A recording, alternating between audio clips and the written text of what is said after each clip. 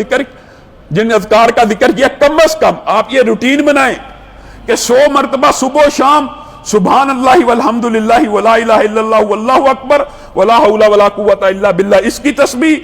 درود پاک کی تسبیح، اور اس کے ساتھ ساتھ استغفر اللہ کی تسبیح ضرور پڑھنی چاہیے۔ نبی کریم صلی اللہ علیہ وسلم کا یہ بھی صحیح حدیث میں ارشاد موجود ہے، استغفر اللہ الذی لا الہ الا هو الحی القیوم واتوب الیہ، جو بندہ پڑھتا ہے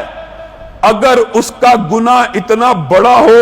کہ وہ میدان جنگ میں، حالت جنگ میں مسلمان لشکر کو چھوڑ کے بھاگا ہو، اللہ رب العزت اس کی بھی توبہ کو قبول کر لیتے۔ صرف استغفر اللہ پڑھنے سے انسان کی زندگی بدل جاتی ہے۔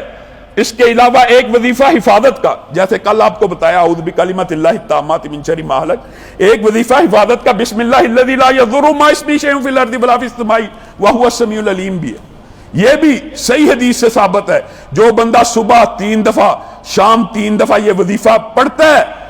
دنیا اور آسمان کے مابین جتنی مخلوقات ہیں ان کے شر سے محفوظ ہو جاتا ہے۔ پڑھنا مشکل ہے؟ کوئی مشکل نہیں ہے۔ اسی طرح جو وظائف کل آپ کو بتائے ہیں ان میں سے ایک وظیفہ جو ہے لا الہ الا اللہ وحدہ لا شریک لہ لہ الملک ولہ الحمد وہو علی کل شیء قدیر کے ساتھ اگر کوئی بندہ سبحان اللہ والحمد للہ ولا الہ الا اللہ واللہ اکبر ولا حول ولا قوت الا باللہ اگر پڑھ لیتا ہے، یہ وظیفہ دونوں ملا کے، صحیح حدیث کے الفاظ آپ کے سامنے رکھتا ہوں، ایک بندہ سویا اٹھا یعنی سو رہا تھا، کروٹ لی، بیدار ہو گیا۔ اب اس بیداری کے عالم میں اس کی یہ ٹریننگ ہونی چاہیے، صرف یہ 2 وظائف ایک دفعہ پڑھ لیتا ہے، صرف ایک دفعہ، صحیح حدیث ہے۔ سویا، کروٹ لی، اچانک آنکھ کھلی، رفع حاجت کے لیے آنکھ کھلی، کسی کام کے لیے آنکھ کھل گئی، صرف ایک مرتبہ یہ دونوں وظیفے پڑھتا ہے، ان کے بعد اللہ رب العزت سے جو بھی دعا کرتا ہے، نبی کریم صلی اللہ علیہ وسلم نے کہا وہ دعا فی الفور اللہ رب العزت قبول کر لیتے، فی الفور قبول کر لیتے۔ اور اسی وظیفے کے ساتھ صحیح حدیث یہ بھی موجود ہے، جو سونے سے پہلے یہ 2 وظیفے ملا کے صرف ایک مرتبہ بھی یہ دونوں وظیفے پڑھتا ہے نا، ایک مرتبہ 100 کی بات نہیں ہے، کل آپ کے سامنے 100 کے عدد کے اوپر بات کی ہے، صرف ایک مرتبہ بھی پڑھتا ہے، نبی کریم نے کہا ہے اگر اس کے گناہ سمندر کی جھاگ کے برابر بھی ہوں معاف ہو جاتے۔ سبحان اللہ و بحمدہ، سبحان اللہ العظیم، اللہ کو بہت محبوب ہے۔ ایک بندہ ہر وقت اللہ کے محبوب کلمات کہہ رہا ہے جو اللہ کو پسند ہو۔ آپس کی مثال لے لیجیے اپنی، آپ کا بیٹا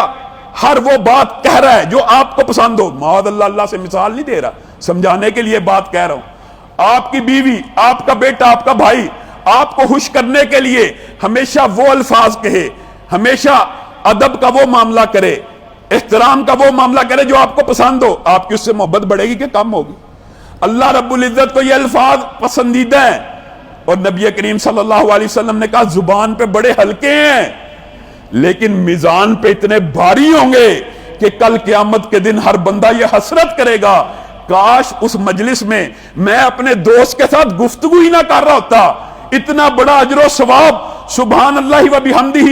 سبحان اللہ العظیم کا ملنے والا ہے کہ انسان پریشان ہوگا کہ ایمی 1 گھنٹہ گپ لگائی، ایمی آدھا گھنٹہ اپنے دوست کے ساتھ باتوں میں مصروف رہا اور بلا وجہ 15 منٹ ضائع کر دیے۔ کاش ان لمحات میں 1 دفعہ سبحان اللہ کہہ دیا ہوتا، 1 دفعہ الحمدللہ کہہ دیا ہوتا۔ میرے رب نے اتنا بڑا اجر اتنے چھوٹے وظیفوں کا رکھا ہوا ہے، اگر مجھے پتا ہوتا میری دنیا کی کوئی مجلس اللہ کی تسبیح اور حمد سے یعنی اس کے بغیر نہ ہوتی، ہمیشہ اس کی حمد کرتا رہتا، ہمیشہ اس کی تسبیح بیان کرتا رہتا۔ آگے